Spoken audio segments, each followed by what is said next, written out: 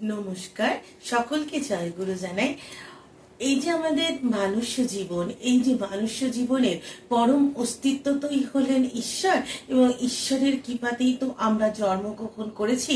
এবং এই যে আমাদের ভালো থাকা বা আমাদের জীবনটাকে সঠিক পথে পরিচালনা করা, এটা কিন্তু ঈশ্বরের আশীর্বাদ, বা আমরা যত ঈশ্বরের প্রতি অনুগত থাকবো ততই কিন্তু আমাদের জীবনটা সুন্দর হবে।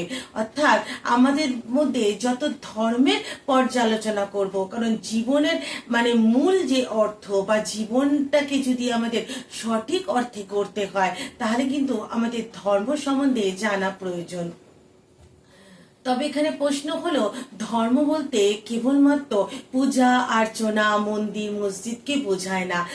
ধর্ম বলতে আমি নিজে ভালো থাকবো এবং অপরকে ভালো থাকতে সাহায্য করব। তাই পরম প্রেমময় শ্রী শ্রী ঠাকুর অনুকূল চন্দ্র সবার প্রথম ঘোষণা করলেন, মরুনা মেরোনা পারত, মৃত্যুকে অবলুপ্ত করো। ঠাকুর এই যে বাণীটির মধ্যে দিয়ে ঠাকুর বলেছেন, আমরা নিজেরাও মরবো না, আমরা কাউকে মারবো না, আমরা মৃত্যুকে অবলুপ্ত করব। এই মৃত্যু শব্দটাকে ঠাকুর খুব অপছন্দ করতেন।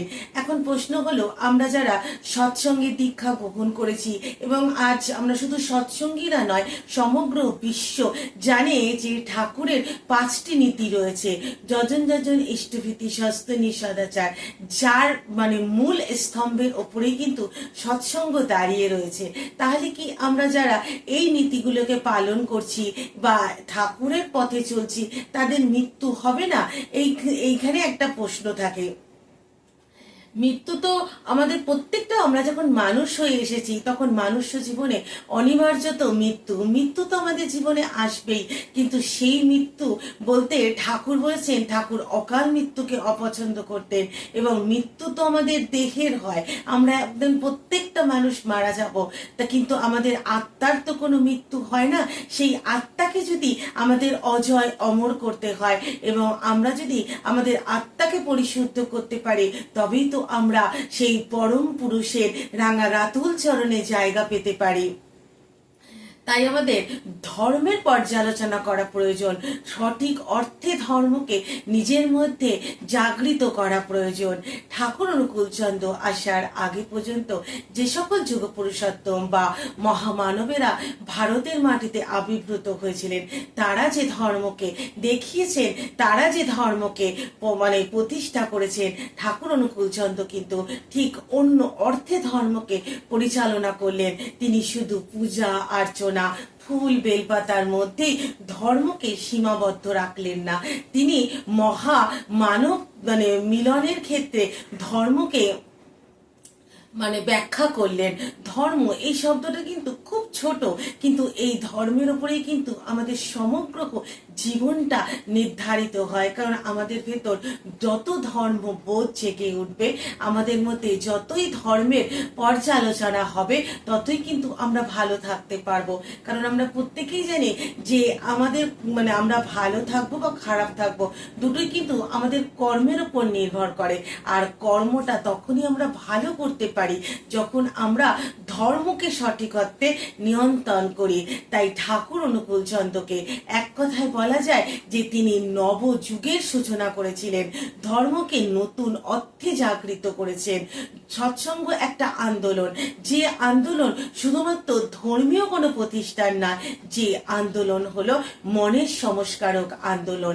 মনকে পবিত্র করে একে অপরকে ভালোবেসে জীবনে এগিয়ে চলা।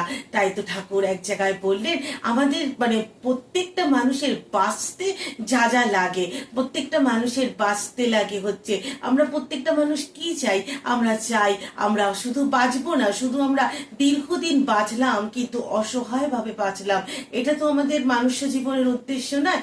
আমরা বেড়ে উঠতে চাই, আমরা প্রতিষ্ঠিত হতে চাই।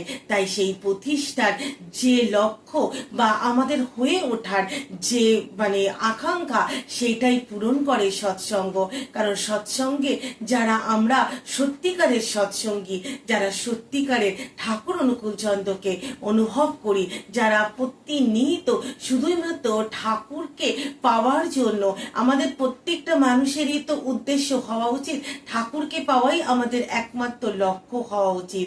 তাই ঠাকুরকে যদি পেতে হয় এবং তার এই যে আমাদের আত্মাকে যদি মুক্তি দিতে হয় এবং পরম পুরুষের চরণে যদি আমাদের স্থান দিতে হয়, তাহলে আমাদের পবিত্র হতে হবে এবং ধর্মের যে নতুন সংজ্ঞা এবং ধর্মকে ঠাকুর কিন্তু পূজা অর্চনা, মন্দিরে যাওয়া, মসজিদে যাওয়া কোনোটাই তিনি বারণ করেননি। তিনি প্রত্যেকটা জিনিসের মধ্যে মানবত্বের যে জাগরণ, ভালোবাসার যে জাগরণ, তিনি তাকেই প্রতিষ্ঠা করেছেন।